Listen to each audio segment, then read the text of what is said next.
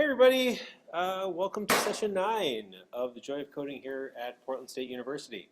I've been kind of a crazy day for everybody, including me. Apologize for the late start and the fact that I couldn't have office hours today. I was getting my hair cut, I really needed it. Appointment's been on the calendar forever, sort of, before we moved the start time on Mondays to 6 would have been fine, but otherwise, glad I got here. Got some cool stuff to cover tonight. Want to start off with prime minister's questions, and there's a lot to talk about Project 1 and Project 2. Then we'll talk about refactoring. I think that'll be a fun activity. We'll start learning about that. There'll be some things, there'll be a little bit of group work, but there's also going to be some presentation. And you know what? I think I'm going to save the assignment of Project 4, the XML, until next time. We should have plenty of time to cover that before pair programming. Hope no one was really looking forward to getting another assignment to work on. We can wait 2 more days for that. So you can go read ahead. Otherwise. But let's dive into it. Actually, let me just say a couple words about the Project 1 and the Project 1 grading. Thank you to everybody who submitted their project and got it in and ran the scripts. Actually, I ran the submissions. I tried to run it shortly after you all submitted it. There were some people that it was clear, oh, you had an issue parsing the command line. Or whatever, and those people got immediate feedback. But where there wasn't, a clear and obvious, bug, I handed that off for the graders to grade. They got it on Saturday morning and spent a goodly amount of their weekend looking it over, providing people feedback, and finished everything up about 9:30 last night. I'd already gone to bed, and so I saw it first thing this morning. Looked at it, wanted to give you all the feedback they got, sent things out, and then when I enter the grades in my grade book, I'm like, these are a little lower than I would have expected. And I started looking at things, and it's like, okay, there were a couple of tests. I think it was a 4, 5, and 9. It was the ones we talked about in Slack. That I think required a review. So I asked them to do that. But meanwhile, you all had your projects, your assessments. And so I hope for some of you then that gave you an idea of the feedback of what things didn't weren't or didn't behave as expected. But I think for a lot of you, especially seeing those 4, 5, and 9, where it was like, well, the date was wrong, and I told them the date was wrong. Why did I lose 0.3 points for that for two of the test cases? So those are being reviewed and revisited. Some of you, they took time on their Monday. They were not planning on grading today, and so they were able to get about half of them done today. I really appreciate their efforts, and so I think. So some of you have gotten some revised grades on that, and other people haven't gotten feedback, so I apologize we couldn't get to everybody today. But where we leave things now is that because of this, it was kind of a rough start to the to the first assignment and stuff. So please, I want to make sure everybody has an opportunity to respond to that feedback and adjust things to meet the expectations of the graders. So I'll let you resubmit Project 1 with no penalty before Friday at 5 p.m. This is an opportunity for you to, of course, ask questions and better understand the context, but also address that. Make sure that the error messages and the behavior of the program is what the graders expect, because we'll be seeing a number of those same test cases for Project 2. And speaking of Project 2, I've extended the deadline for that to also Friday at 5 p.m. because, I think a lot of people have to go back and, ought to go back and revisit stuff in Project 1 and then finish up their Project 2 with those changes and the learning that you've had looking at, based on the feedback that you got in Project 1.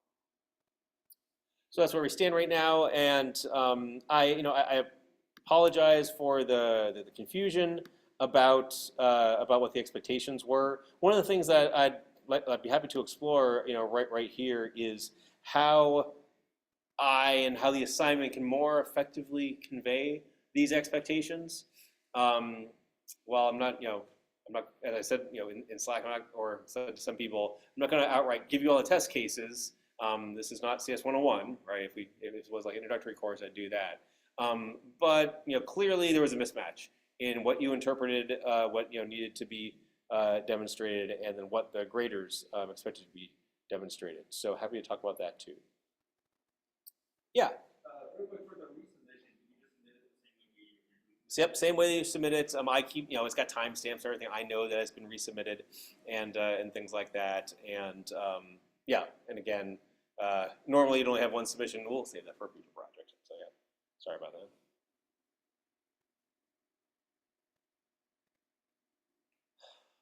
Yeah. I think without having like specific test cases, like just being told, like here's an input. Like for example, we're giving an input, and then on the project sheet, if I remember correctly, it said, somebody puts in an incorrect thing for new Arabic code, give them a specific response. I think you scroll down some on there, and yeah, like something is missing from the command line, or there's extraneous. Right? Oh yeah, probably under here. Yeah, Yep. right there, the bullet points. The format and the date or time is incorrect like on your code. So Does not contain three letters. Yeah. So then those were like ones that I paid attention to. Like these are specifically errors that I need to have information on. So that was helpful, but then that's just like one small part of the three outputs. I think a lot of people miss that, and then test and I know was I think one of those others. I forget because I looked at it kind of. Which one was 9 again? Sorry, I should know. Okay. So I can go look. I'm working on the lab. Yeah, fair enough. Oops.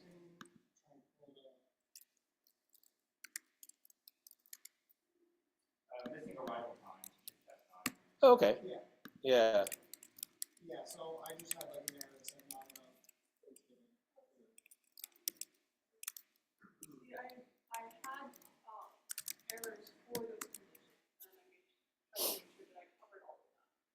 And I did have the code to print out a statement saying, error, this is why it's happened, but I didn't know that I had to go super, super detailed, which is reasonable because it's helpful, but it wasn't clear, we'll say that much. Yeah, So it wasn't obvious and it probably wasn't clear. So yeah. yeah, I've been thinking about this, and so like, and it doesn't have to be, right now. I'm happy to like workshop it for a couple of minutes, but like, yeah, like what are the words that I can put in here that will, not lead to shock or surprise when it's like, when I see that, because I guess, yeah, thank you for, acknowledging that, yeah, it's, reasonable to expect an error message that says the arrival time is missing when the arrival time is missing, but like, what's the right thing, yeah? Yeah, the one that got me caught up was the fact that the newsletter destination was place location code you had to also make sure to check that it is in numbers. You have to make sure they were only have the numeric code, which I think if I looked at the code, sorry, probably I only tested for lengthwise. Yeah. That was one that I don't know. There's no way to make it better on this. That's on me for missing. Yeah. But like, I guess when it comes to like the thing that stands out for me there is like, oh, I need to test for the size, not for the. Right. I mean, it's sort of like it's those implicit. Yeah. I guess it's sort of like the implicit requirements that says, is an error if it does not contain 3 letters. Therefore, it must only contain 3 characters, and they all must be letters in one.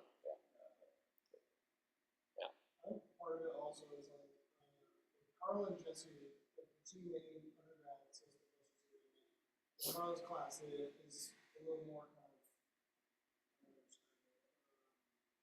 We don't have like specific test cases so much. It's like, does your program kind of do what we ask for, and there's certain different things that you need. And then the justice classes, each gives you a test case, you run it, you don't score your.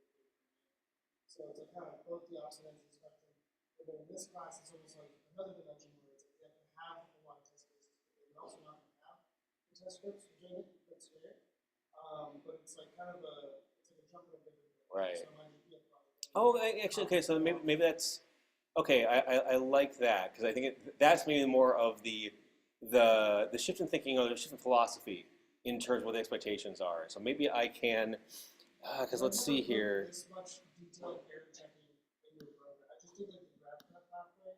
So last year was sprinting through all the undergrad classes, and then now I'm like starting to do all stuff.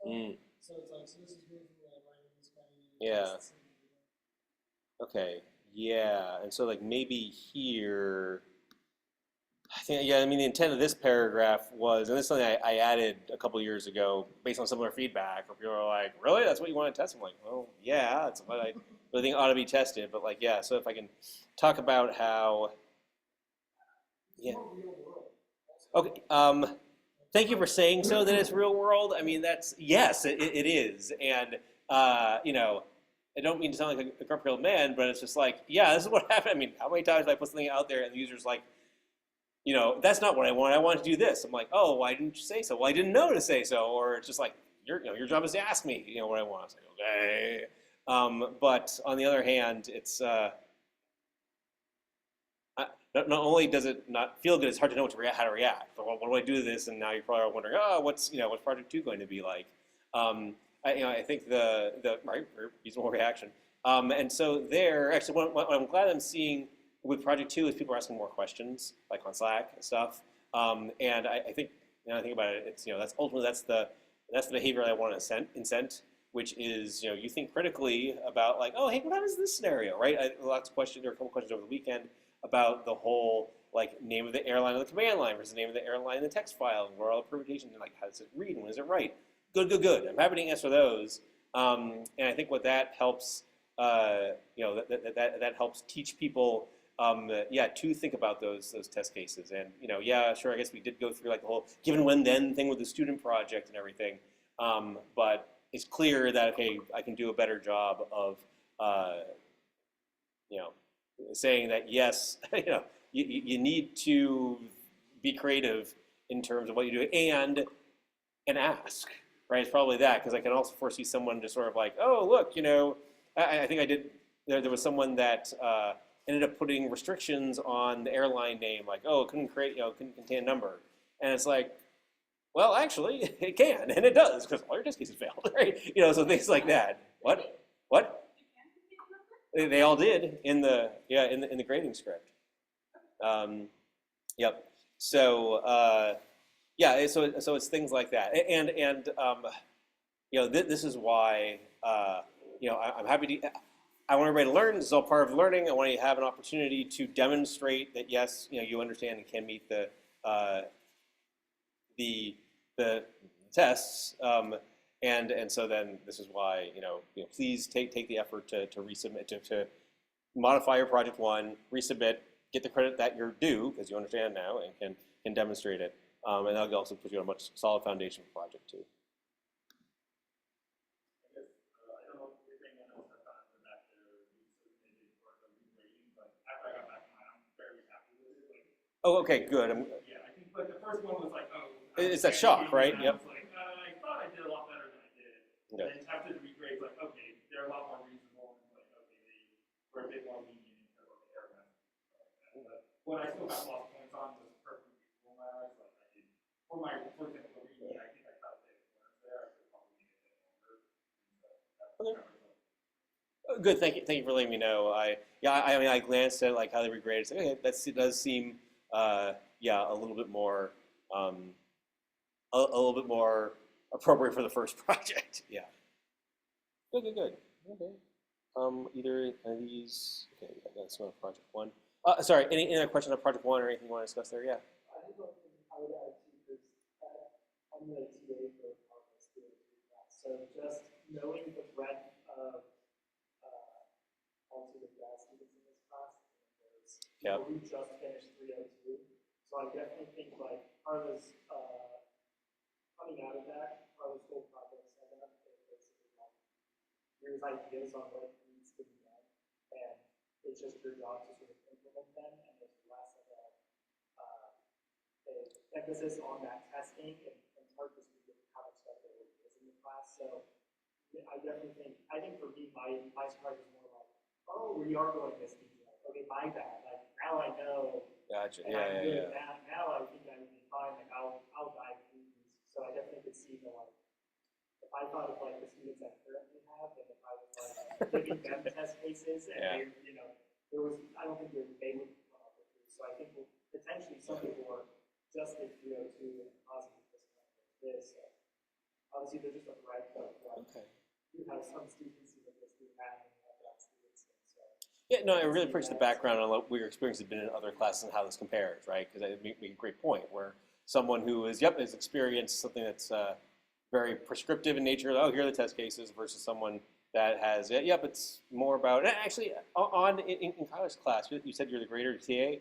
Like, how do you assess that? Like, what do you look at in terms of, okay, the student has written, the program, and then what do you assess? What are people used to, what qualities of your work are you used to receiving feedback on? So, the VO2, and the way Carla looks at it, is a lot less about maybe getting test cases and things like that. I think the exception handling, if I remember, is worth like 5% of a project. A project is worth 4% of your overall grade. So we're talking about 0.2% of your overall grade is exception handling, and that's a Right. aspect. Okay. It's also C++, so there's less of a like, it's not as handy of tools for people who are sort of still just learning advanced topics, right? We're just getting into inheritance. And like, So is it more about looking at the code to see if the shape of the code is right, or is it really about the functionality? yeah, it's more about like, an example is sort of the programming assignment right now is like, they're supposed to make a board game, based on certain levels. If you're a beginner or an intermediate or an expert player, then like the board game is supposed to be different. So that we engage with inheritance. But does Carla actually care what functions are being made, or like how do those? She's not concerned about specific test cases or what's. So is the behavior of the game assessed, or is it more about design? It's more about design. Gotcha. And Okay. understanding like the concept. Okay. So like right now we're doing inheritance is every program. That's important. And this is operator overloading engineering programs. So we're less concerned when I'm looking at students and helping them. I'm less concerned of does your thing do a thing that's useful and test it and get back that information, and more concerned with like, did you write your generic program? Did you write the template properly? Gotcha. Did you recurse through your data structures correctly? Are you sort of engaging with these things in the background? I'm not necessarily worried about are they providing input and output, those test cases matching. That's a good point. And I probably said at some point, I don't really look at your code, but that's another thing you should probably emphasize. Is that, in here, we ain't got time for that. We can't scale that to 40 students with only 2 graders who only get paid to grade like 4 hours a week or whatever it is. But it's a difference that makes a difference, I think, between, as you're pointing out, the lower division or maybe the 300 level computer science courses and this one. I think this, I don't know, I'm a grad student, so this is my second term. I've been a lot of lectures. So far, this class, hands down, does the most with Git and does the most with testing. Oh, hands down, which is great. I'm loving it. I'm learning a lot, but a lot of professors are pretty much like, hey, here's the assignment, here's the input, the exact input you're going to get, and you can kind of, I've probably done this, but you can kind of write bad code that basically meets the test cases and doesn't really, whereas I feel like this, I have to be more methodical and think, okay, how's the parser work, what's it checking, how are the arguments, and how do I actually do that? And it definitely feels a lot more real world. But if you're just reading this, your project, right? If you're used to sort of approaching it as the then you might, then you're going, well, I mean, that's the example we gave, so that's the test. I think that is the mindset students have. Good. Okay. But I just want to say, I would like this a lot more because I think that if you take 314 and take software engineering with the law right now, like those classes provide like the real world scenario. So a class like this also reminds me of that. And that when you're working with a company who has no idea how programming works, they're going to say, I want this to happen and I want this output because of it. It's your job to connect the dots, and they're not going to have to do exactly what they know what that is. Cool. Thanks. I appreciate the perspective. Yeah. Fair enough. I'm sorry about that. What are we talking about? Project 1. Yeah. Any feedback or if you've been following along, on Slack, the that there was some surprising feedback from the graders, and I just wanted to address that and talk through some of the expectations. And so I think I have a much better understanding from where you're all coming from. And so then, I did ask the graders to take a look at through the test cases in particular, which did seem, I think the words that the graders used were perhaps a little too harsh. Okay, that might have been it. And it sounds like the revised grades were a little bit more expected and reasonable. Well, I do think the second is fair. The second one companies they're agile, but they're really waterfall. They do this all the time. Their tests just fail, and they're like, you're not a good developer. So I feel like your edge cases are not defined, and I'm not losing my job over this. Right? yep. Yeah. That's Ridiculous. hopefully no one feels they're losing their job or anything over this. We'll have an opportunity to fix it, make it better, which is what you want in the real world too. Is users that are reasonable enough to say, hey, yeah, please handle my data because this is my data.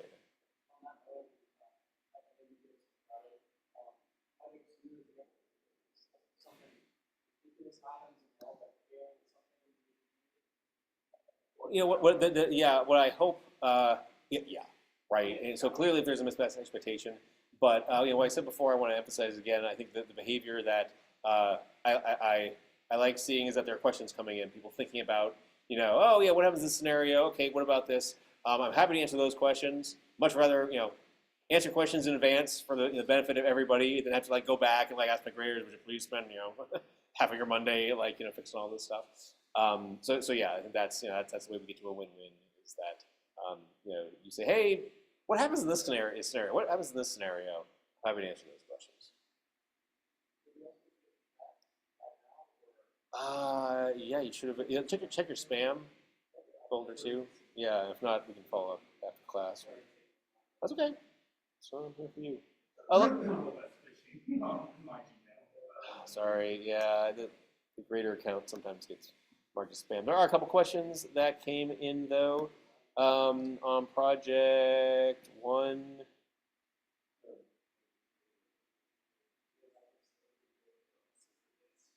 Oh, Wesley, thanks for again the rubric.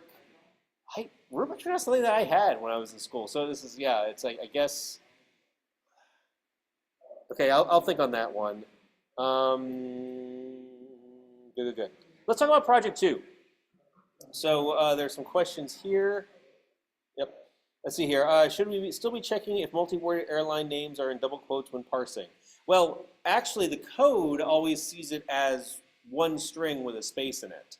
But yes, I mean, it's still, on the command line, if you've got a multi-word airline name, then it should have double quotes around it. Oh, yeah, sorry. Or is only in the airline name command line arguments. Yeah, it's only in the command line arguments. If you send in, if it's with double quotes on the command line, it'll arrive to your main method as a single string. Let's see here. When we store the airline name in the airline class, do we want to keep the double quotes when storing to string? Well, in the class, no, you don't need to, right? I mean, the double quotes aren't, right, how do I explain this? I mean, the double quotes aren't part of the string itself at runtime. It's either syntactically, it's how you express it in the source code, or syntactically how you express it on the command line.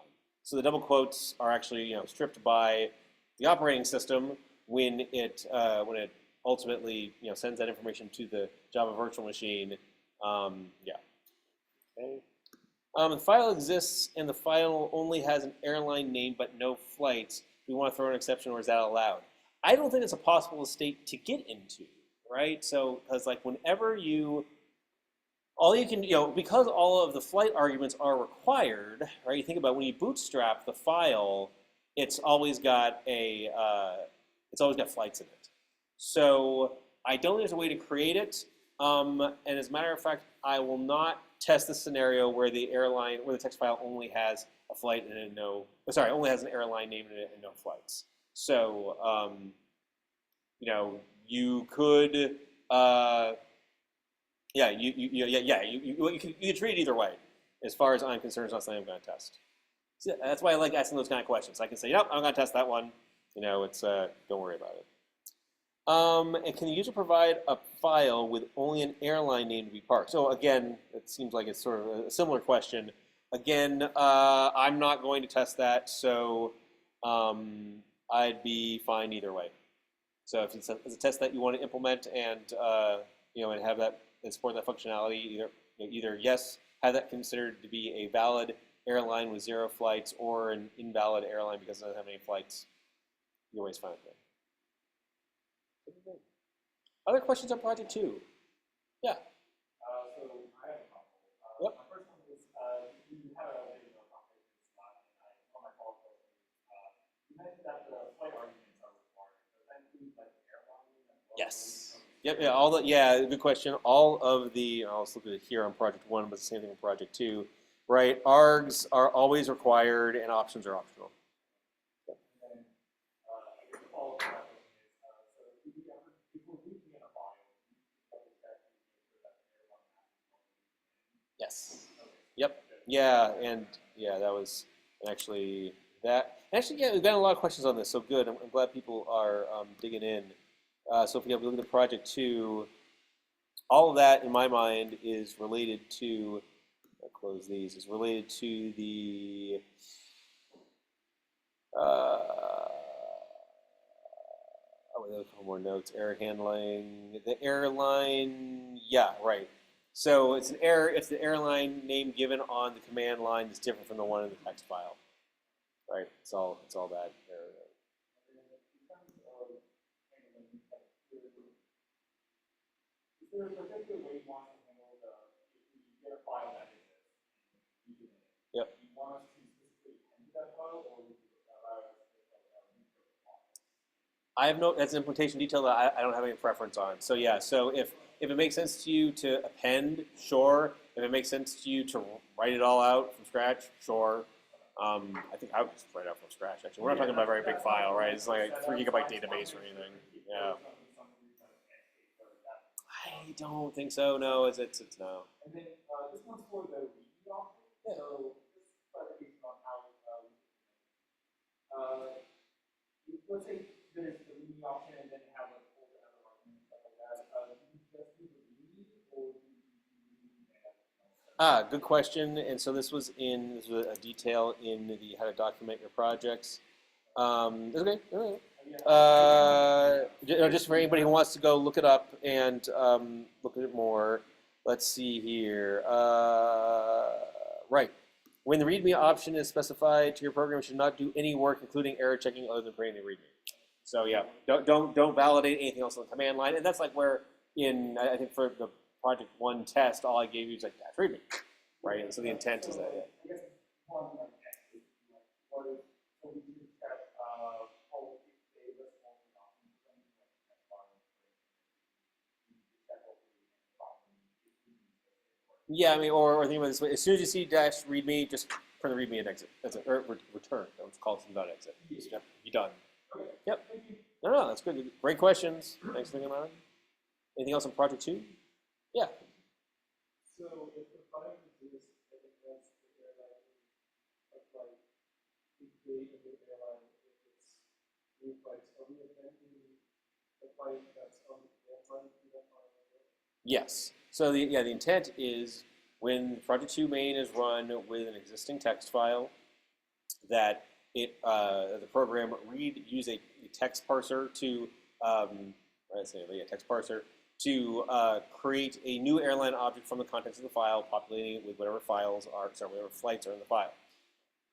And that's the airline to which you then add the flight that was specified on the command line, and then you write out the entire airline, including the new flight, into the file.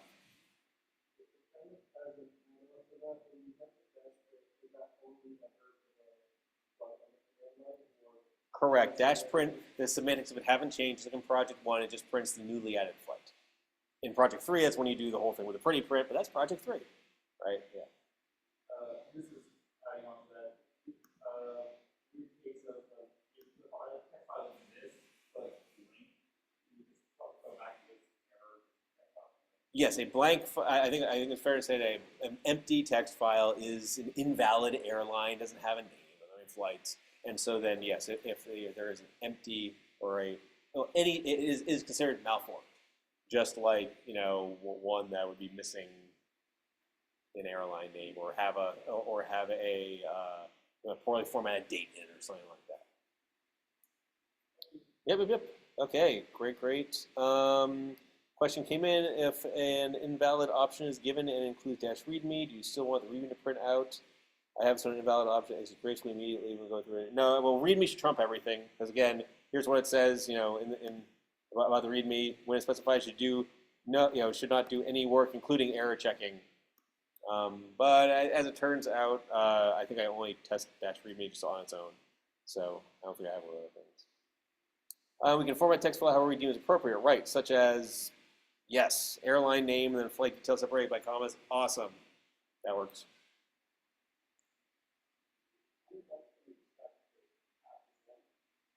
No, you'll have multiple flights. Sorry, be more specific. How many flights can you expect to have in the, as many as I want? I mean, they'll be upper bound if I don't more than 10, right? But yeah.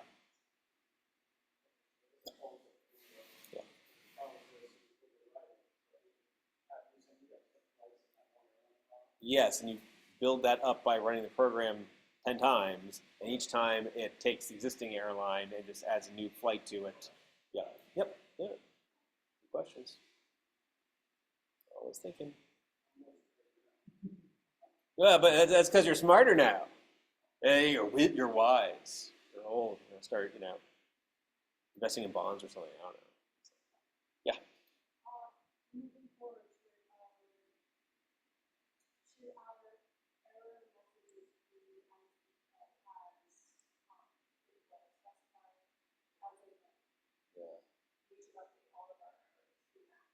What's working The first time passing through, no.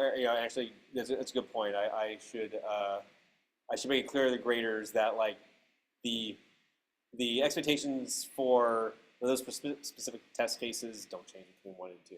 So after you get once you get your revised score, that's the standard that I expect to. There's no reason. Yeah, like when complained that it was a bad minute, that to me seemed a little excessive. But just sort of saying, hey, it's a malformed arrival date. That's more what I expected. Yep.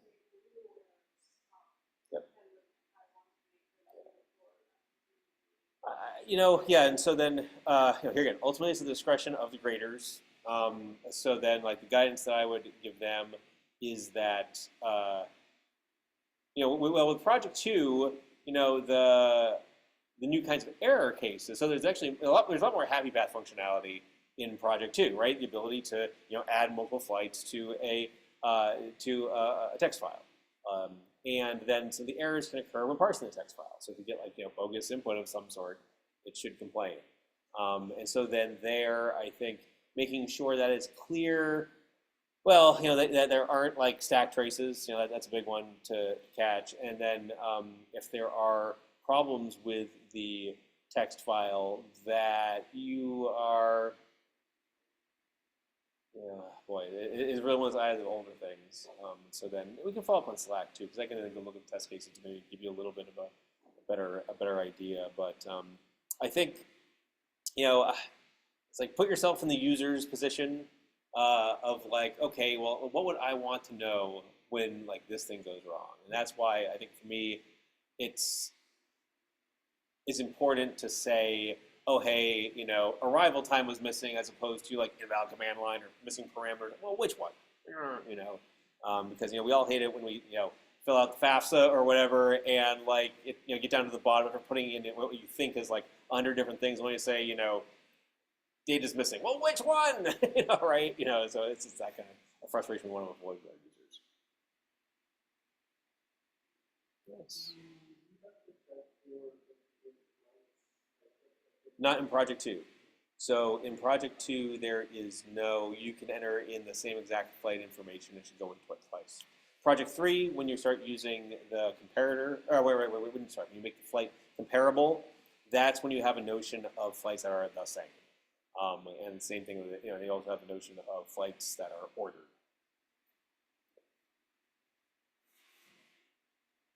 Good. Any other questions online? Okay. Well, again, Apologize for the confusion today about Project One. Hopefully, we all have good next steps there. Keep the conversation open. If there's more things that you want me to know, let me know. And I hope we have some more. Yeah. Yeah. Yeah. I waived that. It's like everybody can resubmit Project One before Friday at 5 p.m. No penalty. Yep. We will give you a chance to yeah. I think that's my goal is I want you to learn how to integrate feedback. I want you to understand how to write code that has error messages and informational messages that are meaningful to the user. And so that's why. And okay, great, live and learn, and we'll do a little bit more. The other stuff, Project 2 and Project 3 will be much more interesting. Okay. Nice. Good. And I hope that everybody's feeling a little bit better about Project 2. And in case anybody missed it, Project 2, the deadline is extended until Friday at 5 p.m. So then, please, I hope that gives you enough flexibility and enough breathing space to, really understand the feedback that you did get from the graders, integrate that into your Project 1 and Project 2 so you can feel confident about what happens going forward. Yeah, no problem. I'm here to work with you. So I'll be successful together. Okay. Awesome. Good. That was the time to do that. Let's look at class tonight. Refactoring. Okay. Oh, I guess I don't have a. Okay, I guess I don't have. I thought I had a handout on refactoring. I just got the Google Doc here. It's kind of a big one, so nice. Okay. I want to talk about refactoring. I will post it both in the Zoom chat and on Slack. Here's a moment. If there isn't anything to coding and well, worksheet. Oh, worksheet on a mimeograph machine. You guys know what a mimeograph machine is? Okay, so like when I was in elementary school, they had these things where it was like it made copies, and there was this like carbon original, and you put it on this roller thing, and anyway it would go through. And the crazy thing about that is I remember, so this was like the early '80s. I'm old, but what's even crazier is that like my mom was a teacher, and like I found stuff when she was like in college, like 20 years before that, that they were using mimeograph machines, and I'm like, isn't it interesting how much longer technology was like prevalent back then? Where I suppose they still have copy machines now, right? So maybe there's some things that are still the same, but I don't know. It was kind of an interesting thing. Oh, don't have access. Thanks, Leslie. I'll give everybody access as usual. I didn't do that. Anyone with a link? Awesome. Finish everybody in. Looks like it is. Okay. Well, cool. Okay. So I'm going to zoom this in just a little bit.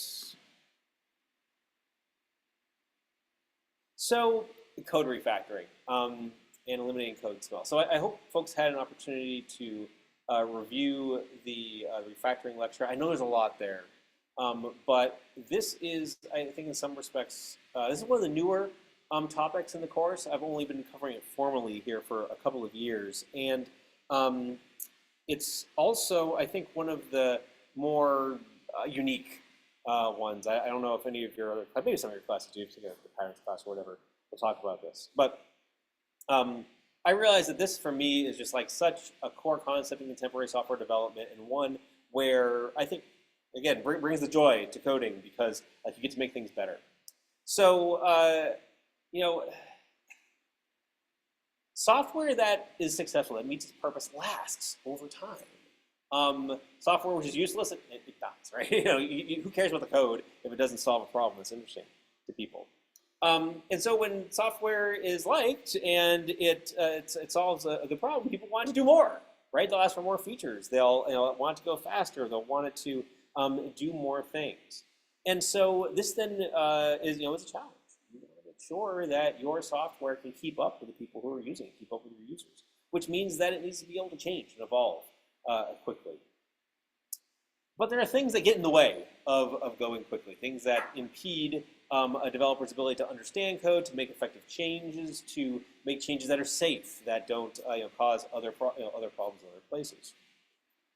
So there's over the years, more and more people code, more and more people share what they know about coding. Folks have identified these what are called code smells. So these are things that are just problems with the code that are easy to spot. You start looking and say, that's that code there. That's hard to read, or that code right there is hard to understand. And so refactoring, one way to look at refactoring is that it gets rid of these code smells. It makes your code easier to work with, makes it more clear, and it makes the intent of the code easier to understand. That's really what is what you want out of your code. You want to look at the code and say, I know what that's doing. And it turns out that there are these techniques that you can learn to make your code easier to work with by organizing things in a way that makes sense.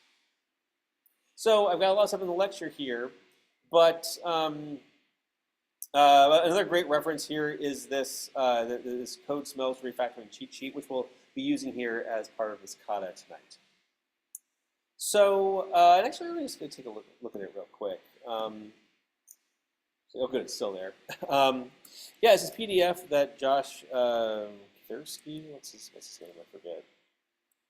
Kiryevsky, put together a little while ago. And not all of these are necessarily in the lecture notes, but it talks about the relationship between a smell. So it's like, oh, if you have a lot of comments in your code, it probably, and although I know I asked you to write comments, but I think comments in the middle of methods and stuff, which is a great CS 101 thing to do. But when you get out there in the real world, if you have to write an explanation for your code before you write your code, probably means there's a way to improve that code, so you don't need the big explanation beforehand. And so then if you look in the lecture, you'll see you'll learn more about these relationships. And so, but with code refactoring is really cool, and you can read about it in the books. And the books and resources are pretty good. But I found that the best way to learn about it is to experience it. And there's a really great kata called the Gilded Rose, which is so real world that it hurts, and it makes it really, really great. So we're going to explore refactoring tonight and next Monday by working with this Gilded Rose code refactoring kata. It's developed by a person named Emily Bache, who just has really great technical coaching resources. I've checked out her stuff a lot. It's really good. She does a great job of explaining things. We'll watch a video from her shortly. And one of the most popular things that she does is this Gilded Rose code refactoring kata, because it just does a great job of saying, hey, here's some really ugly code that's hard to read. Here's some tests that maybe are helpful, maybe aren't, and okay, make it better. How do we make it work, and how can we work with the code without completely having to break everything apart and put it back together? Because it's such a real world, right? It's buggy, it's hard to read, the unit tests aren't helpful, there's a main method that just prints up the standard out. It's just kind of a mess. And then our job then is to make it better by applying refactoring. So what we're going to do is we'll learn a little bit about the kata by watching the video. We'll look at the code a little bit, and then we will we'll break out into groups, and we will spend some time looking at the code to identify smells that might indicate areas for improvement. And then we'll spend some time, this might have to be next time because we spent a lot of time talking about the projects, but then we'll work deliberately to clean up the code, apply some of these refactorings, and experiment to see what makes the code better, and maybe what refactorings don't work out so well. So let's see here. I think before, actually I want to make sure, I couldn't remember on the way over, did I actually merge this stuff in? Oh, I didn't. I think I need to go merge it in, didn't I? Oh yeah, I totally didn't. Sorry, guys. Hello. There we go. Merging that pull request. Delete this branch. And now it should be there. Nice. Okay.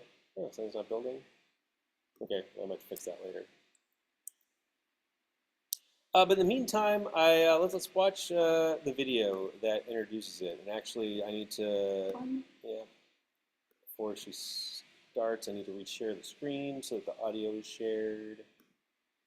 And I'll go into sharing video mode. So share sound, optimize for video, share, and I gotta hide all this nonsense. Full screen it. And then, folks, I'll get the chat up. Let me know if you cannot hear her voice. Folks on Zoom, let me know if you cannot hear her voice. By my estimation, thousands of developers have tried the Gilded Rose Refactoring Kata. It's by far the most popular exercise on my GitHub pages, with over 4,000 forks. And I've got loads of translations in my repo, over 50 programming languages, most of which were contributed by other people. It's also included in the Arctic Code Vault, so it will be preserved for future generations of programmers to puzzle over why such a bad piece of code ever made it in there. Because fundamentally that's what this is, it's bad code. So why has such a strange little piece of code got so much attention? Hi, I'm Emily Bache, software developer and creator of Saman Coaching. In my channel, you can find content for technical coaches and lead developers. If you like what you see, please hit subscribe and like. This is the scenario. You have just been hired by the Gilded Rose establishment, which is a small inn with a prime location, and the previous developer, Leroy, has just moved on to new adventures. Goodbye. The goods sold in the inn are somewhat unusual, and the business rules governing their value are a little confusing. Your job is to develop the system further to support a new kind of product, conjured items. It's all a bit magical and fantastic, and it takes a lot of inspiration from the world of Warcraft, which I've never played, but I'm told all the characters come from that game. You don't actually need to know any of that to do the exercise. Basically, it's an information system with Byzantine business rules and a half-complete spec. Exactly what you're probably used to. So the code is not all that long, but just check out that indentation. We have a serious bumpy road going down there. The logic is, to say the least, tangled. And at first glance, it looks pretty difficult to change anything without breaking the code. Many developers have that experience daily with their production code. But the thing with this exercise is it's not real. So you can try stuff out and discover what works and what doesn't work in an arena where it doesn't matter if it all goes horribly wrong. Once you get the hang of a few refactoring techniques, you can actually clean up the code pretty quickly. So you go from, oh, this code is terrible, I can't change anything, to, no problem, I can fix this. Quite a short amount of time from one to the other, and that's why it's so fun. I didn't invent this exercise. It was originally presented by Terry Hughes in 2011 as a challenge to his colleagues. And I heard about it when Bobby Johnson wrote a blog post and put the starting code up on GitHub. I was intrigued. The code looked bad, and I like a challenge. The thing is, the original code was in C#, which at the time wasn't a language I'd done much work in. So I wanted to do it in Java or Python, my preferred languages at the time. And I didn't find it all that difficult to translate most of it. But the starting point was a little awkward to get a unit and test in place for, so I modified it a bit. And I think I simplified it and made it a bit easier to get going with the refactoring. As you know, I'm a big fan of approval testing, so I also took the time to add a suite of tests in my preferred approval testing tool, Text Test. And when I played with the exercise a bit myself, I thought it might be good to use this in a coding dojo, and I was doing one at the time, so I thought, well, okay, I need to set this up in CyberDojo, which is the tool we were using. It's still up and very useful. You should check it out. John Jaggett invented it. There's a link in the show notes. Anyway, to get it set up in there, I needed it to have a unit test and not text test. So I created just this single failing unit test and added it to the starting position. Having that test there, failing, it's like an open invitation to any slightly OCD programming nerd to come in, oh, I've got to fix that. And then you get drawn in. And I think that's part of the reason for the popularity of it. I really recommend having a go at this exercise. You can pick pretty much any programming language that you like, even UML or XSLT. Yeah, really. It turns out you can write really bad procedural style code in any programming language. And I'm constantly surprised by the pull requests that I get with translations. In fact, I'd like to take this opportunity to thank all of the contributors. So many fun and interesting programming languages. And if your favorite is not in there already, you could fix that. Send me a pull request. Before you do any refactoring, make sure you have some good tests. Either begin with the failing unit test that draws you in and write your own suite of unit tests, or you could try and work out how to use the approval tests that are there with text test. Then you can open the code in your best refactoring IDE, get stuck in. Happy coding!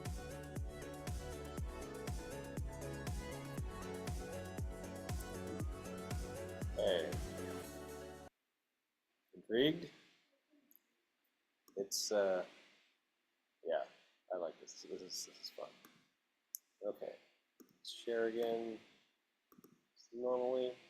Okay, let's go back to, oops. Where's the window I care about? Oh, it does. Full screen mode. Okay.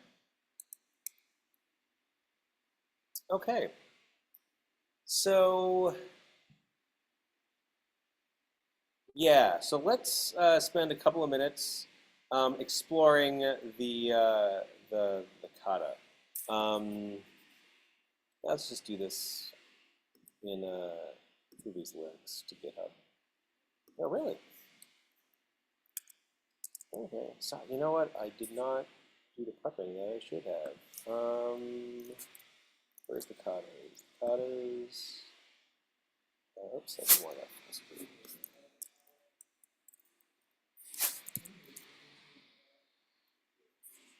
Oh yeah.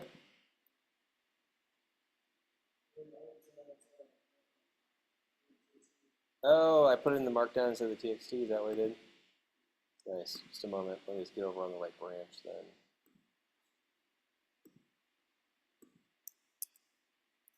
So, okay, it's not TXT, it's a markdown. There is a text version of it. I probably forgot to check it in. But yeah, we can look at it just fine here. Can I hide this? Okay. Sorry?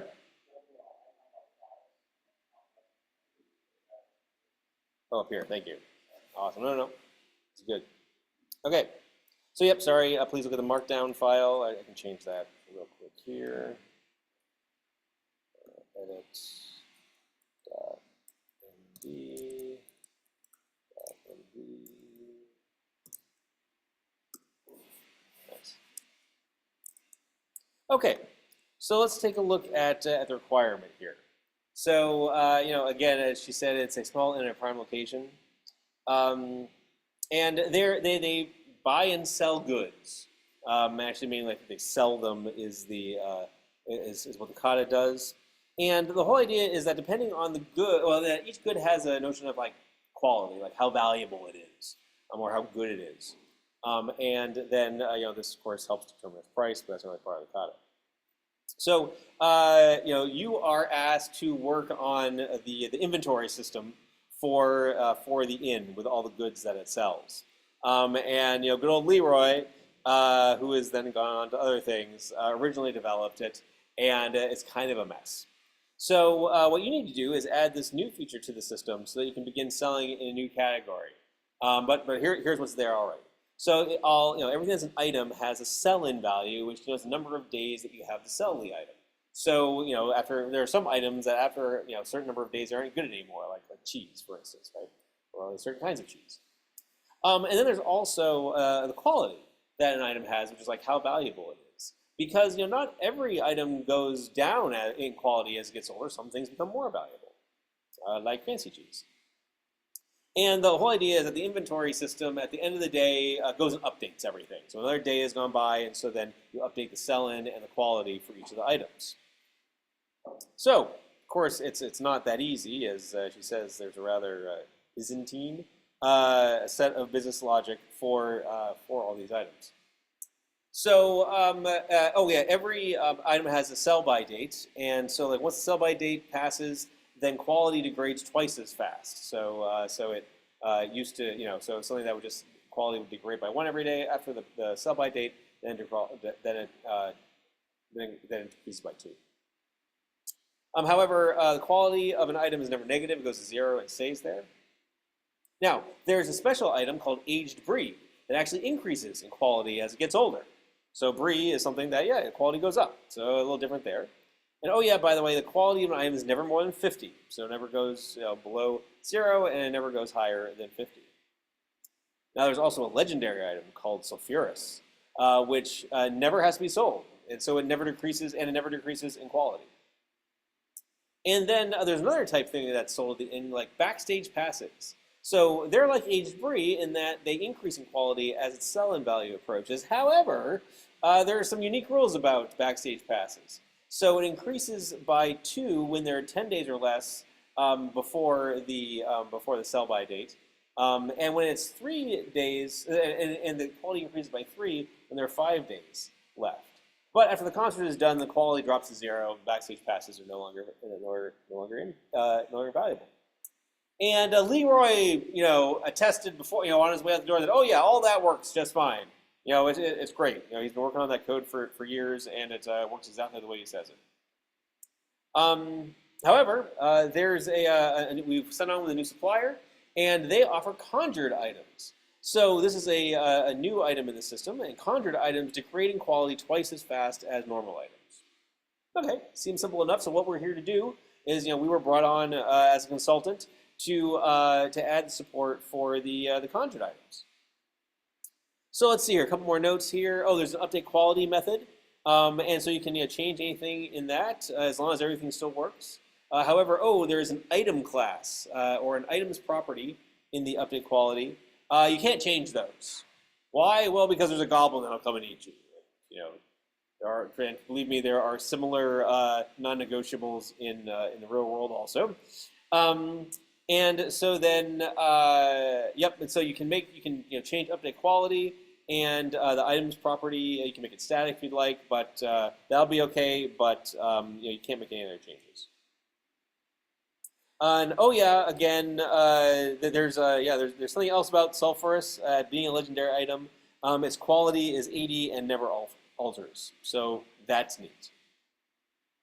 Okay, so here are the rules.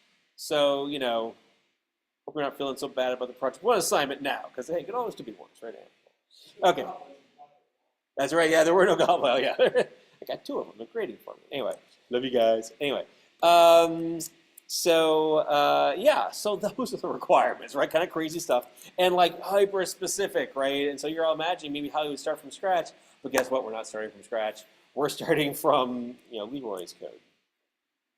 So, actually, okay. So I think originally when I did this, I had the students like brainstorm a bunch of given, when, then, but that just took forever. So I decided, hey, we'll just keep all of those here in the table. So. In years past, the students had come up with these test cases, which I think are really good ones, right? So you start with a Gilded Rose that contains an item with a sell-in of 10 and a quality of 20, and then like at the end of every day, when update quality is called, then that item has a sell-in of 9 and a quality of 20. And we start going through things like, here's aged brie, and here's conjured item. here's here's like the business logic expressed in given when then, because guess what? There aren't tests for this, or there really aren't like really great tests. So let's go back. So this is in the Kata's repository. This is not something for you all to play along with. I mean, you can watch me do it. I'll be doing the typing, but I'll need your help figuring out exactly what to type. So actually, let me let's see here. What's the next? Sorry, what's the other thing? Oh, the 30 days of standard output. Right. Okay, so yeah, there is one. I want to look at some of the code here next. So here, there is an item class, and this is the thing that we cannot change. And there's also the Gilded Rose, which has update quality, and it's created with an array of items. And well, here's update quality, and let's see here. Oh, where was that? Oh, there's also a main method. Where was the main method? Does the item have the main method? Who has the main method? No? Oh, maybe there's not a main method in... Oh, okay, right. Here's the deal. So, I'm not sure there was a main method here. Sorry. Find in files in the directory. Oh yeah, I was even looking for main. Gotcha. Okay. Right. Okay. So included in the Kata, in the GitHub repository, is this 30 days of standard output. So the whole idea here is that it comes with a test case, which is that because it comes with a unit test. Gotcha. Okay. It has this really awesome unit test, which is it doesn't work and it fails. And I think she mentioned this. Oh yeah, I'll have one unit test in there. Hey, look, we got unit tests. Mischief managed. It doesn't really do anything good. It gives you one item and it doesn't assert anything interesting. So this is a place that we can improve. And then there's also it comes with this. It's called a text test fixture. So this class actually sets up some pretty decent pretty decent test code. But what it does is it basically creates a whole bunch of items, creates a Gilded Rose instance, and then iterates over 2 days of output and prints it. So if I just go and run this, you'll see that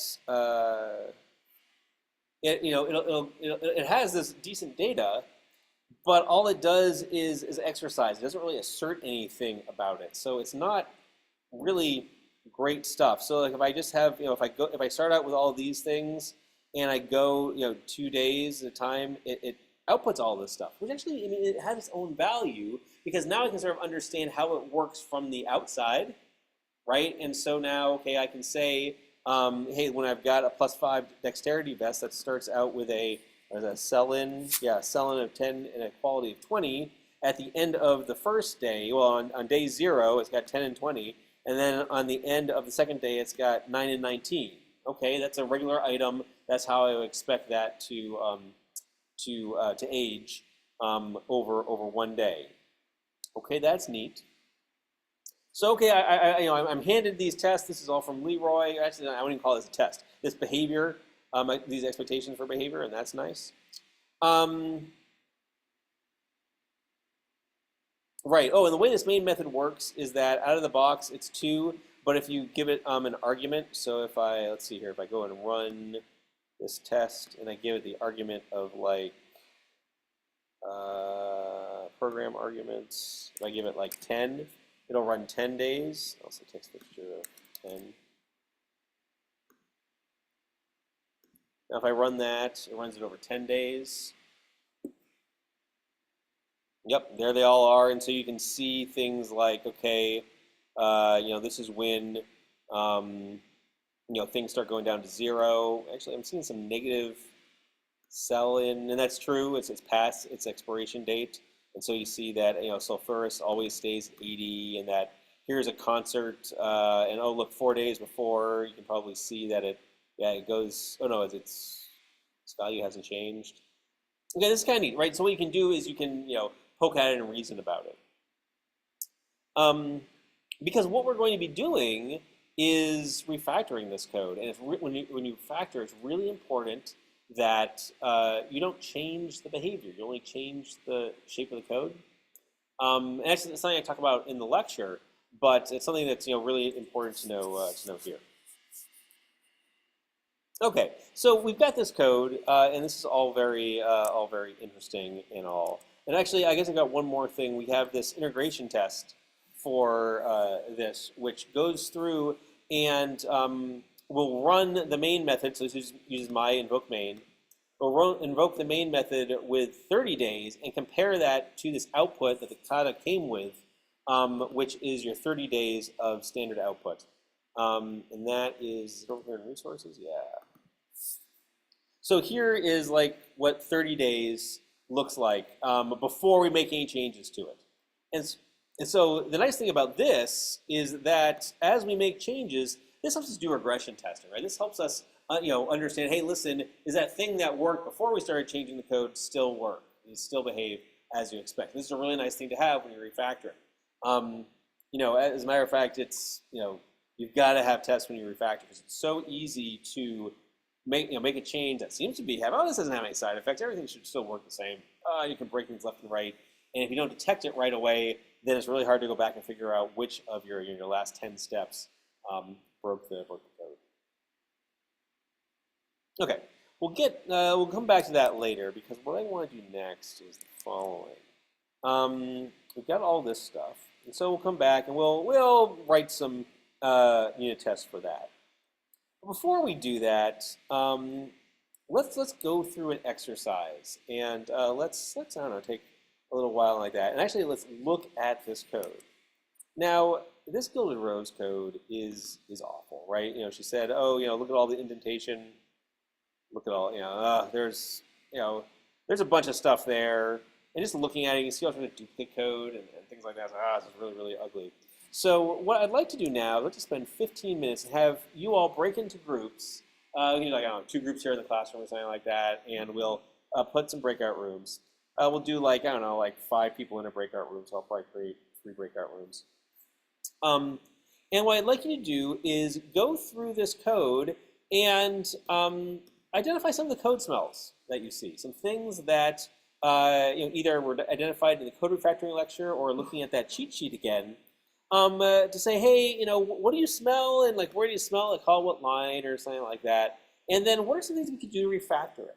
Right? Where can we make it look better? Just kind of coming up with a plan of attack for our refactoring, so that once we start diving into the code, maybe after we write some unit tests and stuff, we'll be able to make sure that everything still works. So, any questions about the activity? Yeah.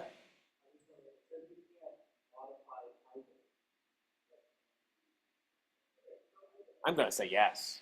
Yeah, so we can subclass item. Good question. I like where you're going with that. So, hope everybody has a link to the handout. I am going to open the break room. I'll pause the recording so you need to see this. Okay, so let's take a look at what everybody found. So yeah, what do you think? Pretty awful code, isn't it? Right? Yeah. Anything look a little familiar, like maybe something that you wrote? When you were first starting, or 2 weeks ago, or whatever. I look at this code and I'm just like, oh, I know I've written code like this. Oh gosh, so embarrassing now. But that's okay though. We can make it better. So and that's what refactoring is all about: is making your code better, easier to understand. So you don't look at it and you're like, oh, this is like. Right, I can hear what people are talking about in the room here, and I was like, oh, it's some of the stuff that really sticks out like a sore thumb. So what we're going to do is we're going to use this integration test right here to make sure that as we refactor the code, we don't break anything for this 30 days of standard output 30 days of standard output, sort of an example, right? So everything still works the same. So where do you want to start? Like, what's the, I don't know, what seems like the safest refactoring that we can do?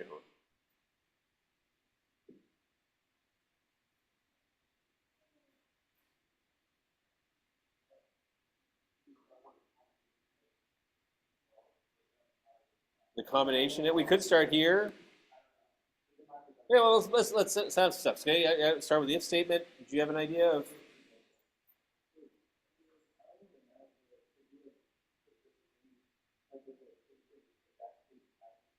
Oh yeah, like some of these common strings.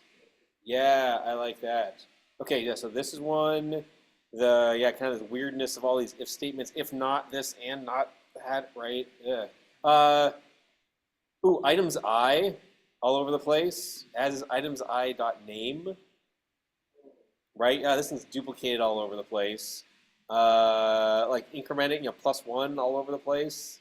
Right. And IntelliJ is telling us some stuff too. Like this is complaining that for loops can be replaced with enhanced for. Yeah, that's probably good refactoring. It complains about this. You're subtracting something from itself. Right? That's just bad code right there. So there are all sorts of places to start. Well, okay, good. So I got some ideas of where we want to start. And now I want to talk about like how IntelliJ makes refactoring easier. So if you watch the lecture, you learn about all sorts of different kinds of refactoring, like extracting variables and inlining things and extracting constants. IntelliJ has this refactor menu that has all of these things that makes it that lets it do the heavy lifting for you. Before we had these refactoring tools, refactoring, well, we had refactoring. Refactoring sort of all came in this. What was first popularized in, I would say sort of like the late turn of the century. Call it that. The turn of the century, object-oriented programming. People are, Java is popular. C++. People are, people are understanding object-oriented programming. The small talkers are also like, I told you so back in the 80s. Yeah, fine. But like, people were actually doing it, actually getting it. And that was before these fancy IDEs, or when IDEs were just starting, like Borland C++ and things like that.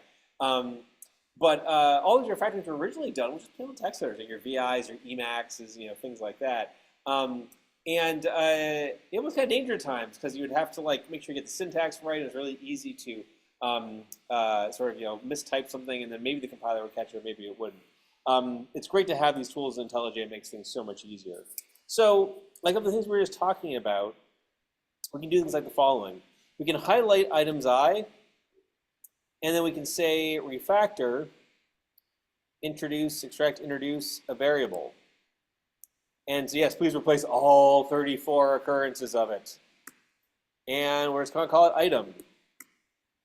That's a little easier to read. Great, I did a refactoring. I'm going to run my tests again. Make sure that all works.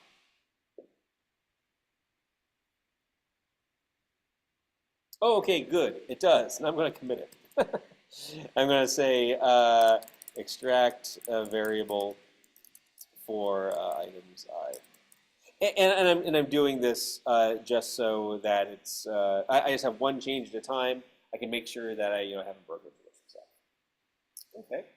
Yeah, you commit it anyway. Now, actually, it's got 3 warnings. Let's see if we can get rid of those warnings. So let's replace this for an enhanced for loop. Oh, that was nice. Got rid of some code. And while we're here, let's also get rid of this thing.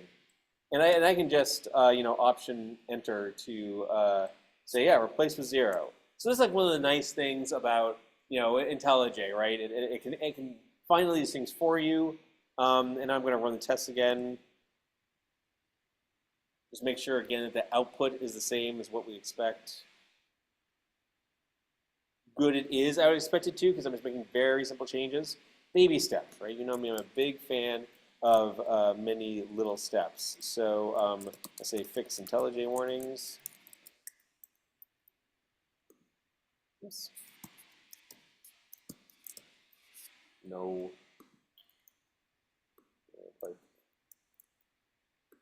Never mind. Let's see here. Oh, yeah, right.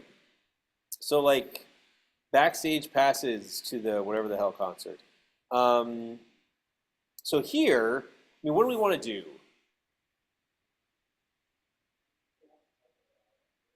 Yeah, right. It's yeah, and so like we probably want it in one place. So what I'm going to do is I'm going to use extract constant because I mean this is a constant that's duplicated one, two, three times. So I'm going to do the following. I'm going to say refactor. What did I say refactor this? Oh, look at that. It sort of gives you suggestions. Introduce constant. Nice. There are keyboard shortcuts for this too. And so constant is basically a static field. I'm just going to call it backstage pass.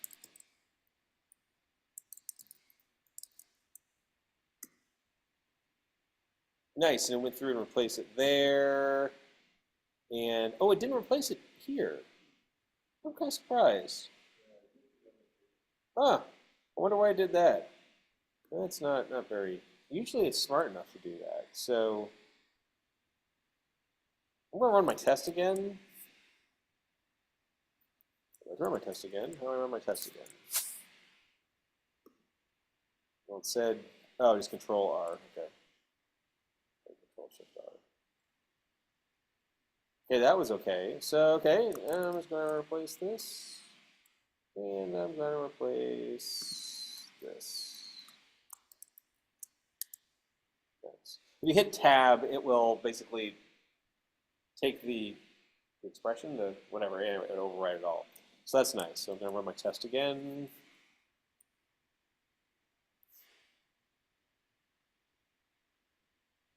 Good. So now I'm going to go, yeah, let's just do, let's see here, the age, actually let's just do all of these as constants. I'm going to use the keyboard shortcut. I believe it's Command Option C on the Mac. Yeah. Age degree. And if I call this one sulfurous.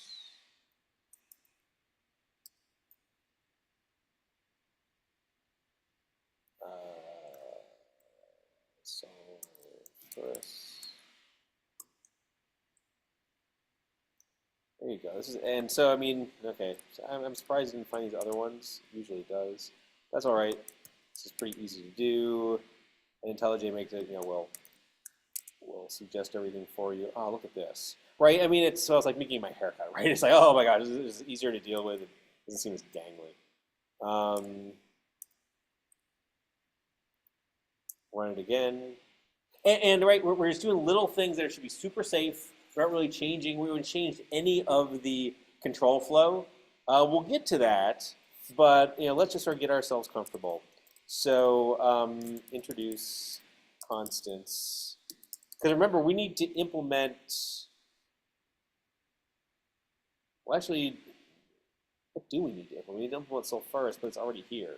Wait, was that it, or is there something else? Oh, the conjured item. Right, that's right. That's right. We need to add the conjured item. Right. So we should, you know, talk about, you know, when it makes sense to introduce, you know, the conjured item. Constants for the names of items.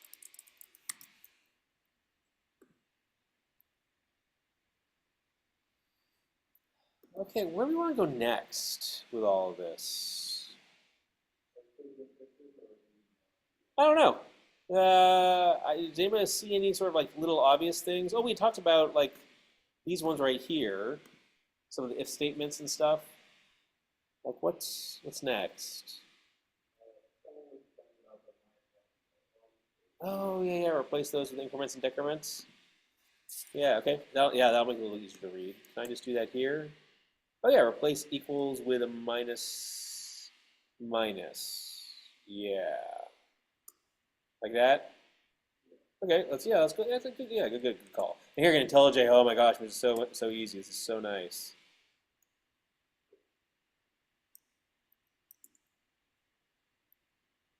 Ooh, braces for statement. No. The braces. Let's see here. Here's a this. Oh yeah, okay, this is kind of nice. I like this refactoring.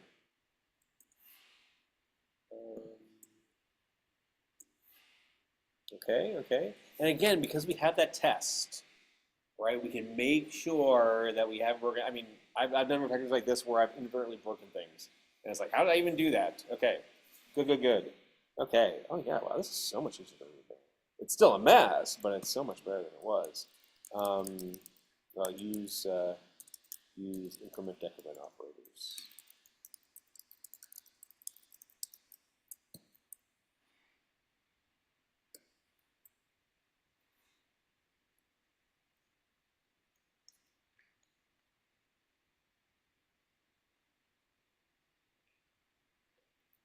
Okay.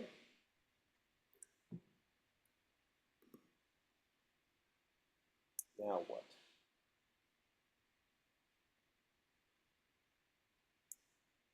We were talking about this if statement right here. Oh, a suggestion from the isolate the sulfurous name. Oh, what do you mean by isolate it? Oh, sorry. Well, I was gonna say, I mean like all of the like move the logic or something related to sulfurous. Put the check in one spot. Ooh, there you go. Yeah. Okay. Now we're talking. Yeah. Move the logic. Okay. I think now things get a little bit more dangerous because we're moving logic. So yeah, wow, okay, so this says if the item isn't, I'm going to combine these two lines. There it goes, this reads a little easier to me. So if the item name doesn't equal Brie and it doesn't equal backstage pass, if the quality is greater than 0, gosh, and it's not sulfurous, decrement the quality.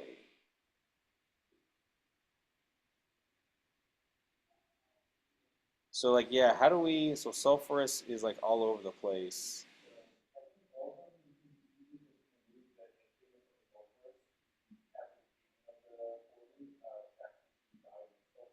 Oh.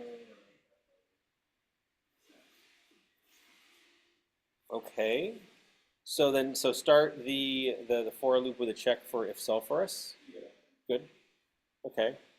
Um, and then so then if item dot name equals sulfurous, then do what?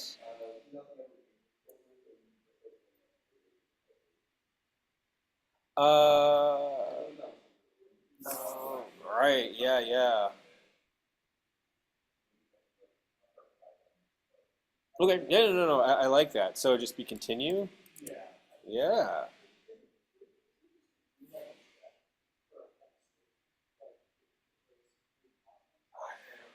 Yeah. Right. Should we just do a switch? Yeah. Okay.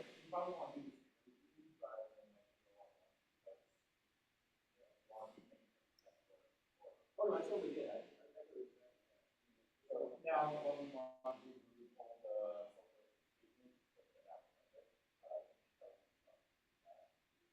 Okay.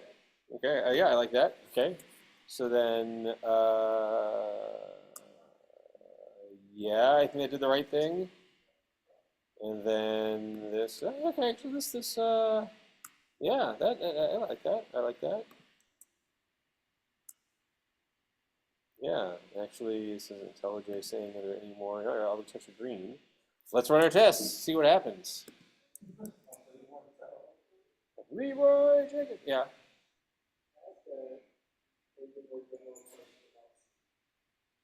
To what extent we solve the problem. Yeah.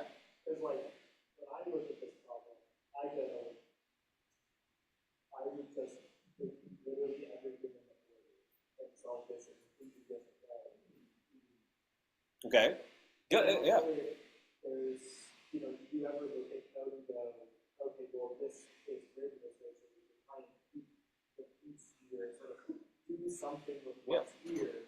Because I think this is, kind of the inheritance question I asked, which is like, I would make an inheritance class that takes in domains, and I would feed it the information, so I know these things. I would make like an amount, like Cartesian variables that say, here's what we would increase or decrease quality by, here's what we can increase or decrease selling value by, and then I would have an update method in there, and then I wouldn't leave it with that because I would come up with set these values in like a very big power, and then I would will say my for loop is 2 lines, that's the for loop, and colon with dynamic binding files, update. Yep. Yeah, oh, excellent question. So like, yeah, hey, sorry, someone like anyway, but no, that's a great observation, right? So it's like, hey, listen, we have the logic. Would be better to just like start all over again and sort of do it the right way. That is, yeah, that's a question that you have to you ask yourself every day. Or rather, every time you see these kind of codes, like, oh, hey, is it better to just start over from scratch? You know, either way, it'll be your success will be enabled by tests. And I think depending on how big a step you take, really corresponds to how much tolerance you have for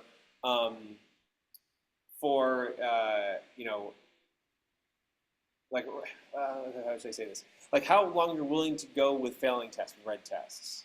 And I don't know. I think I look at all the conditionals and I go like, we're sort of going, okay, if you want to change slope risk, then we'll do this if statement, but now what does that mean for everything else? And I sort of go, the conditionals and all the nesting you've already identified as a problem, and there's an argument that one of the conditionals impacts it, and one of the binding and polymorphism. Yeah, right. Actually, maybe an answer that's just easier out the gate that I could probably go with faster than figuring out all the little idiosyncrasies of this. Well, and I think now we've scrubbed it to this point. You're right. I think it's much because right now you sort of put all the low-hanging fruit, and like now it's like visually, oh my gosh, this seems like so much cleaner, right? And now it's like, okay, good. I've gotten it to this point, and so then, yeah, I think, yeah, let's think about this, for the next week because we're out of time. But I think that might be the right place to start. Is just sort of acknowledge that it's like, hey, maybe it's time to start, pulling our objects out of here. We might be able to do it one at a time, though, because I think as we were alluding to here, it's like, well, shoot, let's say that we want to have a class hierarchy for different kinds of items, and we have a sulfurous. Well, maybe this is like the sulfurous one right here. I don't know. Let's think about it. Okay, so wait, did this one pass? I can't remember. Yeah.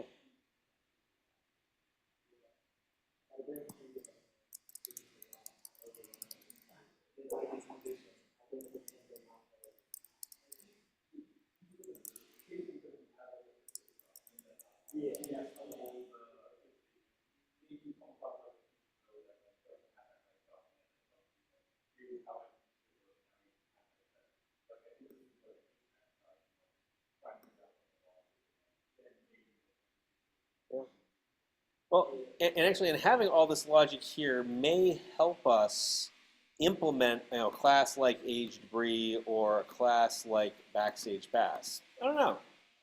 So I think let's explore that next time. I think that'd be a great thing to explore, and we might also want to explore that in the context of these given when thens, because we didn't go through and implement